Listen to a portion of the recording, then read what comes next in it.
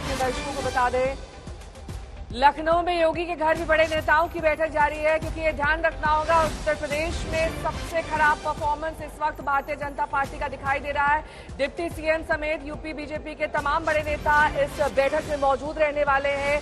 80 सीटें उत्तर प्रदेश की, जिससे कहा गया था कि जीत का रास्ता निकलेगा। वाकई अब मंथन की जरूरत बीजेपी के तमाम दिग्गज अब करेंगे। इस मीटिंग में डिप्टी सीएम समेत कई अहम नेता लखनऊ में योगी के घर अब से कुछ ही देर बाद मौजूद रहने वाले हैं इस मीटिंग में हिस्सा लेने के लिए। 13 में से 13 पूर्वांचल की सीटों पर दावा ठोका गया था। कुमार अभिषेक मेरे सहयोगी जुड़ गए हैं तमाम जानकारी के साथ। कुमार, क्या रहने वाला है मीटिंग का एजेंडा? जिस तरह से खराब परफॉर्मेंस रहा है, जाहिर तौर पर वो प्रमुख तौर पर सामने आएगा इस पूरी चर्चा में, लेकिन इसके अलावा क्या कुछ और रहेगा?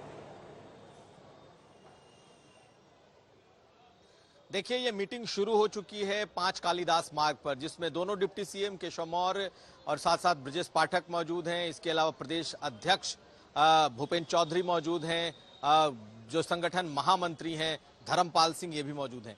मुख्यमंत्री के घर पर यह बैठक इस वक्त चल रही है। और दरअसल जिस तरीके से बीजेपी का नुकसान हुआ है उत्तर प्रदेश में, और अगर आज बीजेपी बहुमत से काफी पीछे है, तो उसके पीछे की सबसे बड़ी वजह यह है कि बीजेपी आधी सीटें तक भी नहीं पहुंच पा रही है, यानी कि 40 तक भी बीजेपी नहीं पहुंच पा रही है। और ये सबसे बड़ा झटका है। इसीलिए यूं तो ये कोर ग्रुप है जो कि हमेशा स्ट्रेटेजिक बातों पे बैठता रहा है, लेकिन इस वक्त जब तैयारी यहां थी कि पार्टी दफ्तर में यहां पर एक भव्य कार्यक्रम होगा, इस वक्त योगी आदित्यनाथ के घर पे सभी को बैठना पड़ रहा है और मंथन इस बात का हो रहा है कि आखिर चूक कहां हो गई, गलतियां कहां हुई, क्यों ऐसी स्थिति आई है कि जहां पर बीजेपी 62 से लेकर के 72 तक की बातें कर रही थी, 80 में 80 की बातें कर रही थी, और अभी 40 सीटों के भी लाले पड़े हुए हैं। जिस तरीके से कांग्रेस पार्टी का सर्ज दिखाई दे रहा है, बढ़ती दिख रही है। सबसे देखिए ना अभिषेक, अगर हम बहुमत के आंकड़े को देखते हैं, तो उसमें जितना शॉर्टेज पड़ रहा है वो यूपी की ही सीटें हैं। अगर यूपी में भारतीय जनता पार्टी कम से कम पिछली बार वाला परफॉर्मेंस भी कर देती, तो आज 272 पार कर चुकी होती बीजेपी केंद्रीय तौर पर। ऐसे में कुछ ऐसी सीटें भी जैसे अयोध्या, अमेठी, ये कितना चुभेंगी बीजेपी को? निश्चित तौर पर अयोध्या तो वो सीट है जिसके इर्द गिर्द बीजेपी की पूरी सियासत रही है, सिर्फ उत्तर प्रदेश की नहीं पूरे देश की।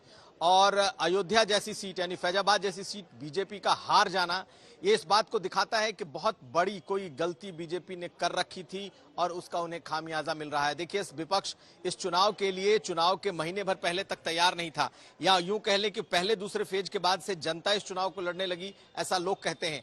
और ये इस चुनाव में साफ साफ दिख रहा है कि जो बीजेपी का वोट बैंक था वो पूरी तरीके से खिसका है। जो ओबीसी, जिस ओबीसी वोट बैंक की बात की जाती थी कि बीजेपी का अगर कोई कोर वोट बैंक है तो वो ओबीसी है, वो पूरी तरीके से दरकता दिखाई दिया। आप देखिए, ओम प्रकाश राजभर अपने बेटे की सीट हार गए। ओम प्रकाश राजभर का बेटा अपनी सीट हार गया घोसी से।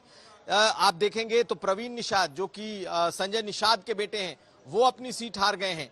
और समाजवादी पार्टी ने जितने भी शाक्य, कुर्मी और निषाद उम्मीदवार उतारे थे, लगभग सबके सब जीत रहे हैं। इसका मतलब यह है कि एक बड़ा डेंट नहीं, यूं कह लें कि जो ओबीसी और दलित वोटों का जो कंसोलिडेशन है वो पूरी तरीके से समाजवादी पार्टी और कांग्रेस पार्टी के साथ हो गया है। और ये कह रही थी कि टिकट दिए गए कुछ ऐसे लोगों को जिनका ट्रैक रिकॉर्ड देखा गया, उन पर, उनके नाम पर ज्यादा ध्यान नहीं दिया गया। ये कहा गया कि उनको अब मौका दिया जाएगा, पुरानों का पत्ता काट दिया गया। कई ऐसे भी यहाँ से लोग उतारे गए उत्तर प्रदेश से।